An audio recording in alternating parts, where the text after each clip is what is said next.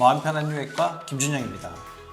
제가 받은 질문은 잠을 잔다는 것의 의미에 대해서 설명을 드리도록 하겠습니다. 자, 저는 한번 보겠습니다. 와, 저는 메커니즘 전문인 것 같은데요. 네. 수면 메커니즘에 대해서 저는 말씀을 드리도록 하겠습니다.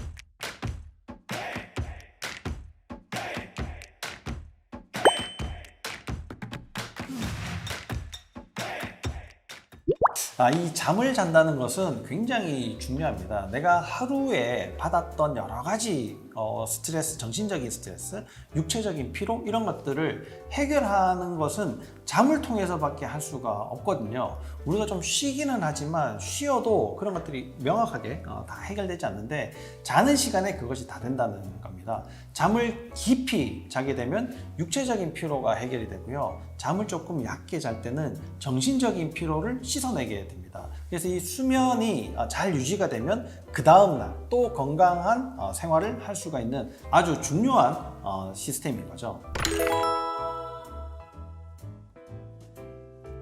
네, 저는 수면 메커니즘에 대해서 말씀을 드리도록 하겠습니다.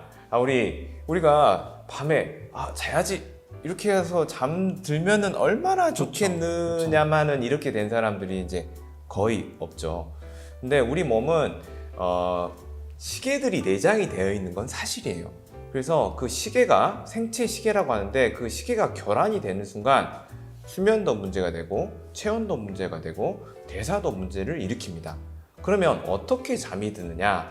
보통 우리가 체온이 올랐다가 떨어지는 과정에서 또 잠이 들고요. 그리고 우리가 영양제로 먹을 수 있고 많은 사람들이 쉽게 이제 요즘은 많이 알려져 있는 멜라토닌이 쌓여가야지 잠이 드는 거고, 그리고 스트레스 호르몬은 줄어들면서 잠이 들게 됩니다.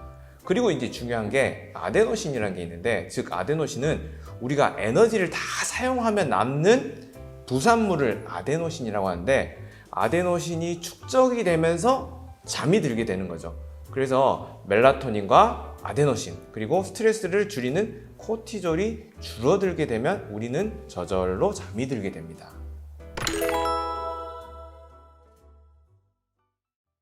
이번 주제에서 더 말씀을 잘하셨던 원장님은 조준호 원장님. 다시 한번 드리도록 하겠습니다. 네. 잠을 제대로 못 자면 발생하는 증상입니다. 저는 한번 볼게요. 생체시계 정상화시키기.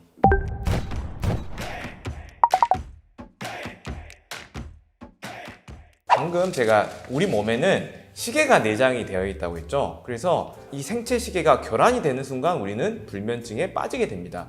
저녁 늦게까지 뭘 한다거나 특히 저녁에 빛에 너무 노출이 되어 있는 경우에 우리는 잠을 들 수가 없거든요. 그래서 내가 자야지 되는 시간 한두 시간 전에는 우리 불을 좀 줄이는 게 중요하고, 그리고 우리가 머리가 깨어있게 되면 절대로 잠을 들 수가 없어요. 근데 머리를 깨어있게 하는 게 뭐냐? 감각입니다. 그래서 오감을 다 줄이는 게 중요해요. 아까 말씀드린 시각을 줄이는 게 중요하니까 핸드폰이나 우리 PC 이런 작업들을 낮춰야 되고, 그리고 너무 자극적인 향기, 그리고 불쾌한 향기 이런 것도 도움이 되지 않겠습니다. 그리고 저녁에 락 음악을 듣는다거나 또 비명 소리를 들리게 하는 그런 좀 자극적인 영상을 보는 것도 좋은 습관 아니겠습니다. 그리고 잠이 들 때는 꼭 체온이 올랐다가 떨어질 때 이렇게 잠이 잘 들거든요. 그래서 저녁 늦게 너무 뭘 많이 먹게 되거나 저녁 늦은 시간까지 운동을 하면 체온이 높아져 있거든요. 그래서 잠이 들 수가 없기 때문에 조금 빠른 오후 타이밍에 운동을 해서 샤워를 하고 우리가 체온이 딱 떨어지면서 잠이 잘 들 수 있게 되겠습니다.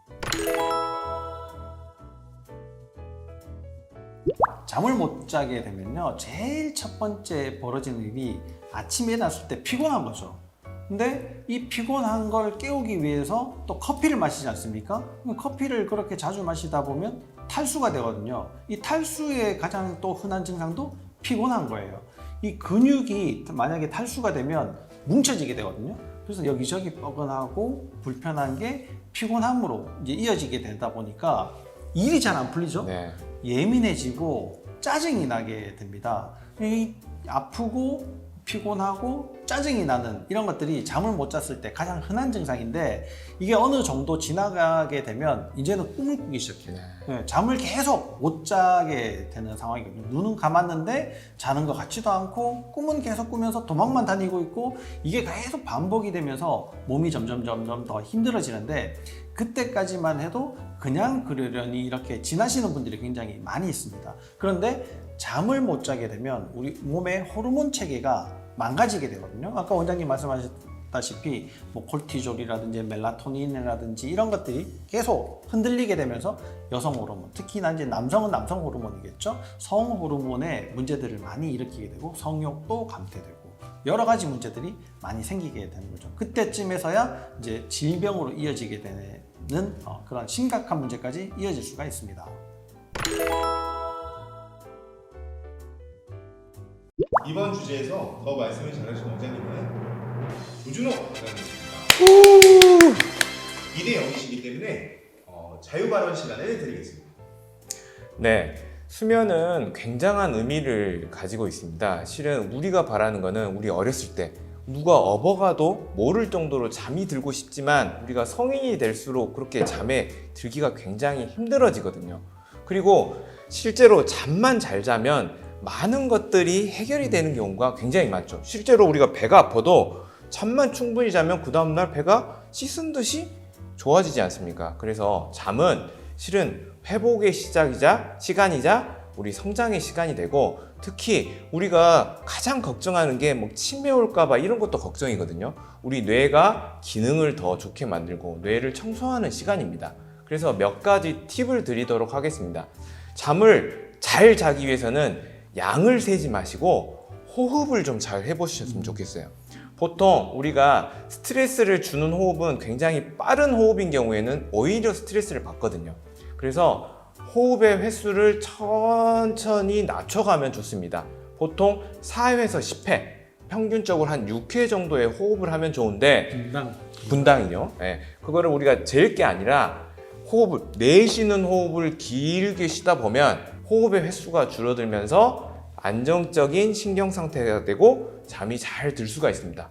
두 번째는 우리가 악순환에 빠지게 되거든요. 어떻게 되냐? 피곤하니까 낮잠을 자게 되거든요. 그럼 낮잠을 자면 수면 압력이 떨어져 버려요. 무슨 말이냐? 저녁에 잠을 자야 되는데 그 잠을 자는 압력이 낮아가지고 오히려 잠을 들 수가 없습니다. 그래서 졸리시더라도 점심 그 이전에 약간 30분 정도는 잘 수는 있지만 2시간, 3시간 자는 거는 결코 도움이 안 된다. 이렇게 알려드리고 싶습니다.